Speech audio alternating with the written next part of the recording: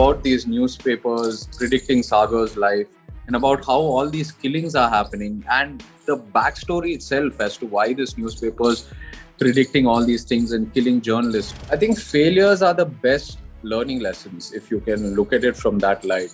Okay. Because failures teach you immensely, and no school or no mentor or no experience can teach you what failures teach you.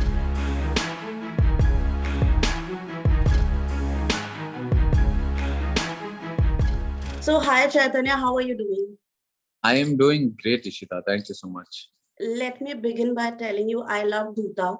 So much so that I watched it and you kept me intrigued. I was like, Sagar, wait, don't do it. Like, that you're so much into it that you want to tell that character. So kudos for you. I want to understand how are you absorbing all the love and appreciation that you've been getting, the character has been getting, the series has been getting. I've just been on top of the world. Yeah, I'm so thrilled with the kind of response Dhootha has been getting. Uh, it's first for me in so many ways. OTT debut, playing a journalist, doing attempting something in the supernatural space. So when so many first sort of come together and work for you, it's such an amazing feeling. It gives you so much confidence as an actor. It's the boost you need. It's the encouragement you need to keep going forward and trying newer things and sort of really pushing yourself. So yeah, this was great. I think it's a great way to sort of end the year for me. Yeah. Yeah, I mean, we all loved it. I'm sure everybody has loved it. I want to understand what was that one thing when Vikram must have narrated you the script and you were like, have to do it. What was that one thing about the script? For me, it was the concept itself that was so immersive initially when he narrated it to me. About these newspapers predicting Sagar's life and about how all these killings are happening and the backstory itself as to why this newspapers predicting all these things and killing journalists. So for me, just that world itself was so fascinating. And the way Vikram narrates supernatural is amazing. I mean, he's great with the genre, and his narrations itself feel like you're watching the show in front of you. That's how well he narrates. And also the way he designs Sagar's character. It's just not a black and white character. There's so many gray layers to it, which I really enjoyed while listening to it. And I felt it'll be great if I can pull this off, really push myself and sort of present myself in a completely different light to the audience, what they're not usually used to seeing me as. So that was such a that was something I really wanted to not let go of and challenge myself into. Okay. As you said, this is your first in many aspects. You're playing a journalist. It's a supernatural thriller, which we don't see often. It is not done that much, and it was new for the audience also. I want to understand how was it while you were shooting for it, or when you watched the first cut, how was it for you? How So convinced or confident were you?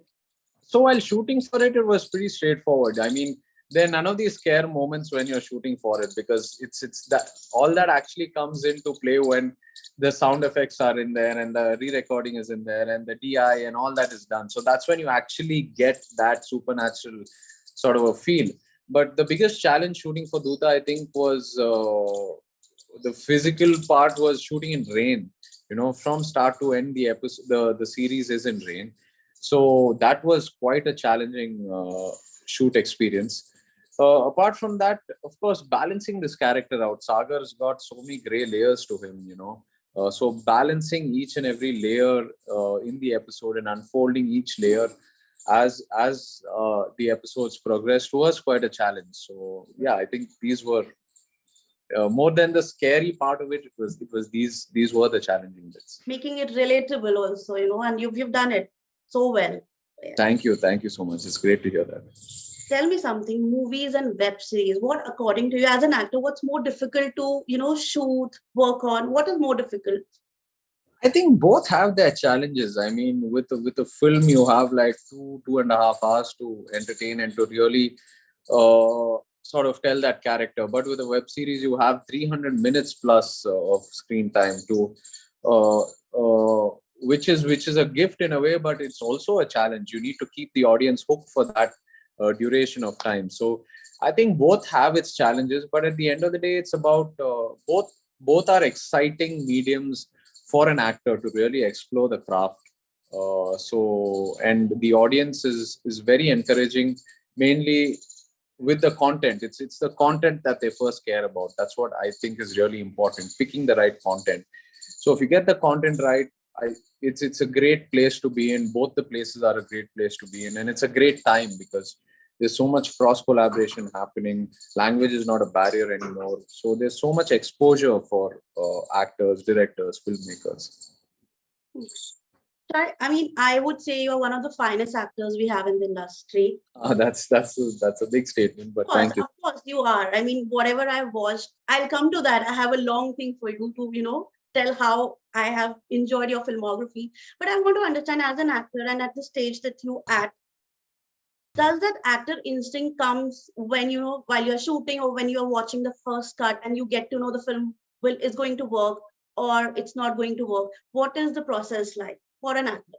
Yeah, I think the first actual feeling is when you hear the narration. That's when you decide, obviously, if you want to do it or no.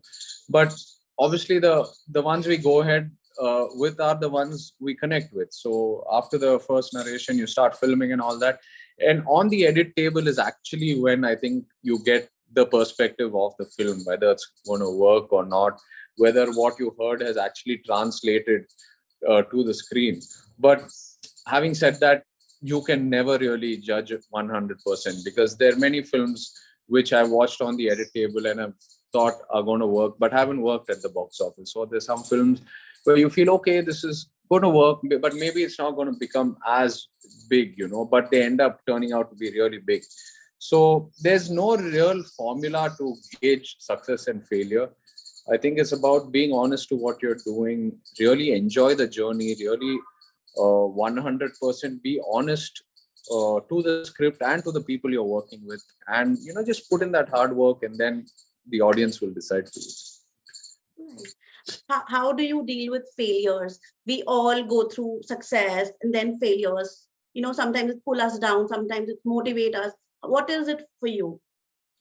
I think failures are the best learning lessons if you can look at it from that light, Okay. because failures teach you immensely, and no school or no mentor or no experience can teach you what failures teach you. So yeah, of course it is saddening, but if you can sort of move past that and sort of introspect as to why it failed or why the audience didn't connect with it and come out of it and correct those steps and do better the next time, there's nothing like it. You'll definitely keep progressing.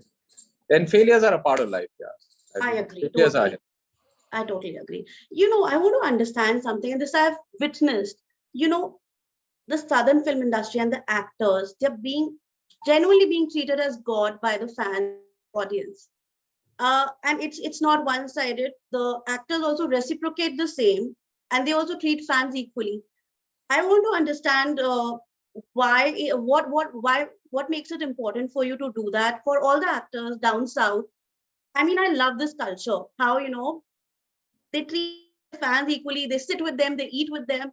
So, what is it like? What's your take on See, I think we're very fortunate to have these fans. Over here, cinema is loved to an incredible extent. When we go to shoot, when we go on outdoor shoots and all that, the kind of love we get from the fans when we meet them personally, it's so unconditional. I would say the love we get from them is so unconditional because uh, no matter if the film is good or bad, they're always there with you, and that really really touches my heart.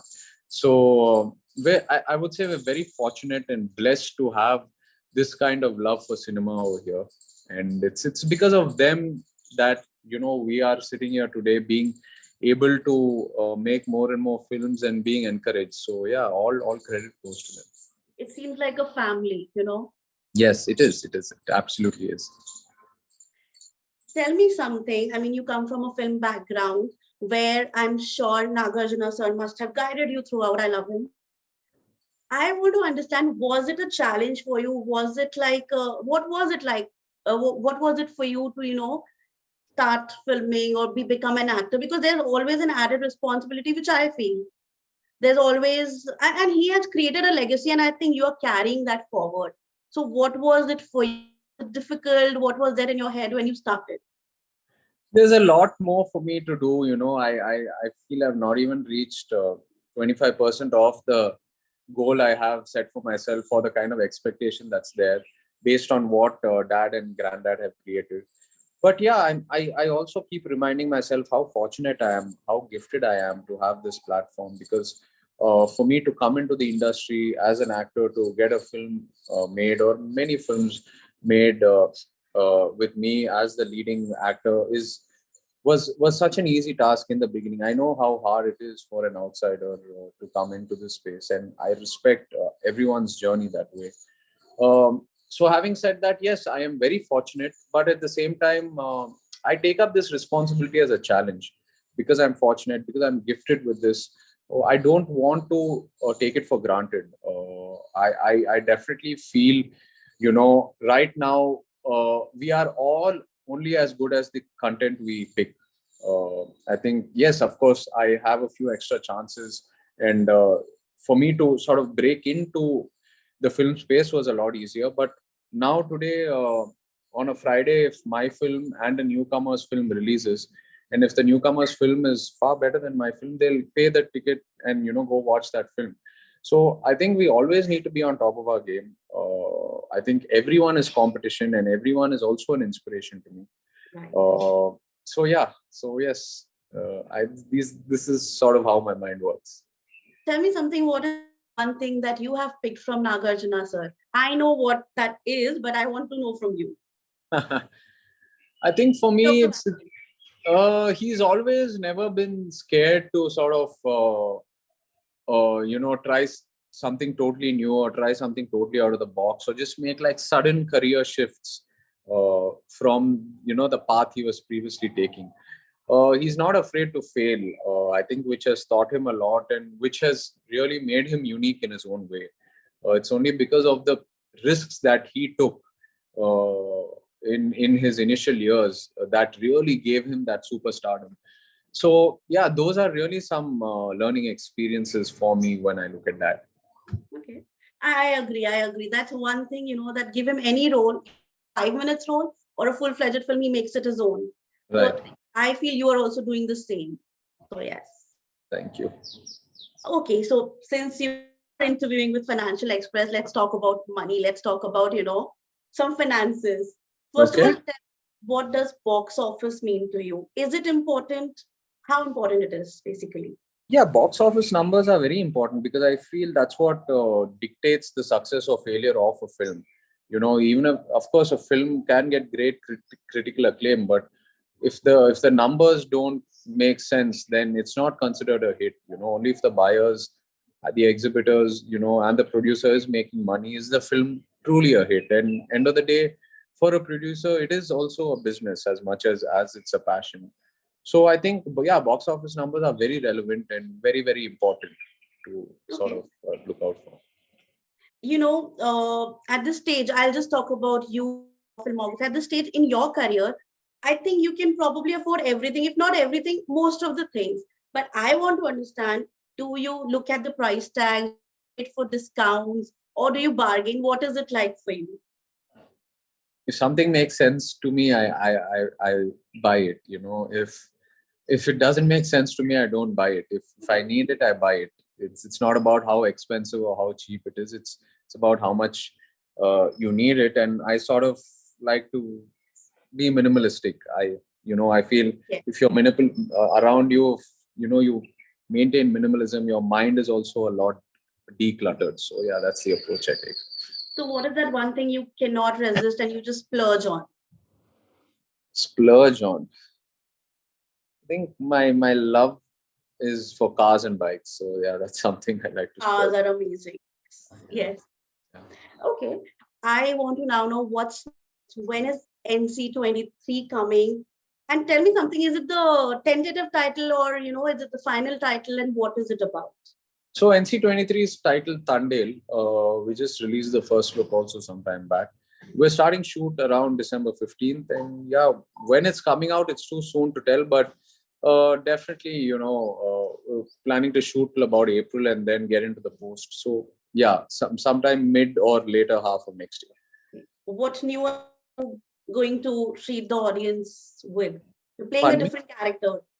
With NC23. Yes. Yes, it's a completely different character, not something I've played before. It's inspired by some true events that happened in 2018, 2019 in this village called Srikakulam in Andhra. So it's primarily a love story, but a character that is again going to surprise the audience. Waiting for it. And also, I'm waiting for you to work in the Hindi film industry again. Definitely. I'll be like more than happy to, interview again for that. Thank you so much. That's really encouraging.